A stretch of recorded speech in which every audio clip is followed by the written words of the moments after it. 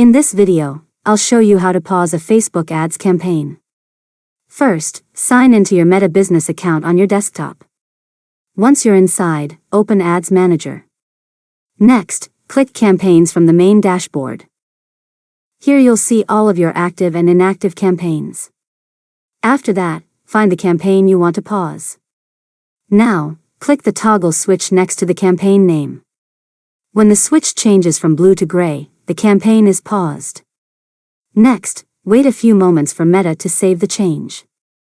Once the campaign is paused, your ads will stop running and you will no longer be charged for new ad delivery. After that, verify that the campaign status shows as paused in Ads Manager. Finally, if you want to run the campaign again later, simply click the toggle switch to turn it back on. And that's it. You've successfully learned how to pause a Facebook ads campaign. If you found this tutorial helpful, make sure to subscribe to Learn Mode Lab for more tutorials.